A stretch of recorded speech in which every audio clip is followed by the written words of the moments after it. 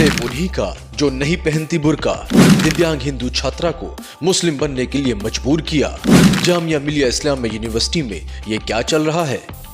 Jamia Millia Islamia university में दीपावली को लेकर आयोजित कार्यक्रम में बवाल हुआ था। कट्टरपंथी मुस्लिमों ने फिलिस्तीन जिंदाबाद और अल्लाहू अकबर के नारे लगाए थे। इस मामले में विद्यालय प्रशासन का बयान भी सामने आया है। इसके अलावा एक पीड़िता का आरोप है कि जामिया मिलिया इस्लामिया यूनिवर्सिटी प्रशासन से कुछ अधिकारियों ने हिजाब पहनने की हिदायत दी है। उन्होंने कहा, हिजाब पहनने से चेहरे पर नूर बरसता है। उन्हीं लड़कियों का बलात्कार होता है जो हिजाब नहीं पहनती हैं। इसके साथ ही उसको इस्लाम कबूल करने के लिए दबाव बनाया जा रहा है।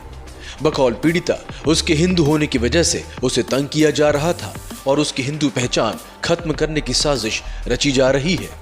इस साजिश के खिलाफ लड़ाई में लड़की ने सभी लोगों से मदद मांगी है।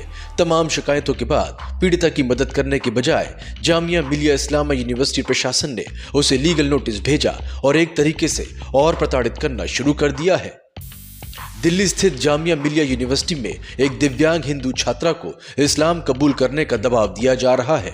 इनकार करने पर पीड़िता को रेप की धमकी दी जा रही है। यहां से पत्रकारिता की पढ़ाई कर रही पीड़िता को यौन उत्पीड़न का सामना भी करना पड़ रहा है। पीड़िता ने 19 अक्टूबर 2024 को इब्रे सऊद, प्रोफेसर दानिश इकबाल और मीर कासिम के खिलाफ पुलिस में शिकायत दी है। सूचना के मुताबिक पीड़िता ने अच्छे नंबरों से प्रवेश परीक्षा पास करके जामिया मिलिया यूनिवर्सिटी की पत्रकारिता के कोर्स में एडमिशन लिया था। कुछ ही दिनों के बाद पीड़िता यूनिवर्सिटी में गंदे गंदे कमेंट्स और यौन उत्पीड़न का शिकार होने लगी। जब पीड़िता ने उनसे ऐसा नहीं करने की अपील की तो उसको इस्लाम कबूल करके मुस्लिम बन जाने के लिए कहा जाने लगा।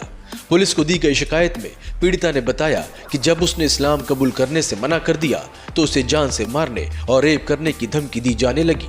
उससे कहा गया, तुम कोलकाता कांड भूल गई क्या? जो भी हिजाब पहनने से मना करेगा उसका यही अंजाम होगा। आरोप है कि पीड़िता ने जब से पुलिस में शिकायत दर्ज कराई है तब से उसे और ज्यादातर धमकियां मिल रही हैं। इन धमकियों के कारण पीड़िता ही नहीं बल्कि उसके परिजन भी मानसिक तनाव से गुजर रहे हैं। पीड़िता छात्रा ने बताया कि 10 जुलाई 2023 को इस पूरे घटनाक्रम की शुरुआत हुई थी।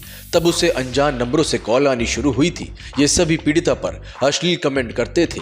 बाद में पीड़िता को पता चला कि इब्रे सऊद नाम के एक लड़के ने उसका नंबर पूरी जामिया नगर में बांट रखा है। पीड़िता के सामने राम मंदिर और हिंदुत्व को लेकर आपत्तिजनक कमेंट किए जाने लगे थे। तब पीड़िता को एहसास हो गया कि ये सब कुछ उसके हिंदू होने की वजह से किया जा रहा है।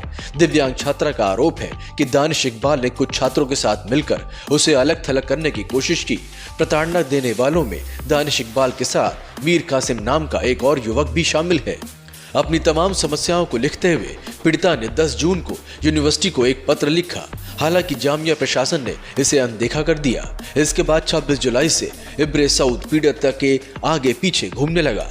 वो अचानक यूनिवर्सिटी की कैंटीन में उसके सामने आ जाता है, कभी कॉलेज कैंपस में सामने आ जाता है तो कभी बाइक से उसके पीछा करने लगता है। पर्याप्त अटेंडेंस होने के बावजूद 20 अगस्त 2024 को कम हाजिरी का आरोप लगाते हुए उसके घर एक नोटिस भेज दिया गया।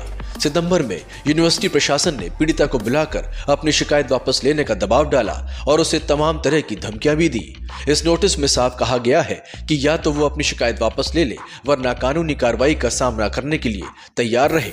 ये लीगल नोटिस यूट्यूब समाचार चैनल पर सितंबर 2024 में प्रकाशित हुए पीड़िता के एक इंटरव्यू के आधार पर भेजा गया था। इसी के साथ यूनिवर्सिटी प्रशासन ने पीड़िता द्वारा लगाए गए तमाम आरोपों को आधारहीन बताते हुए सिरे से खारिज कर दिया है। Bureau report.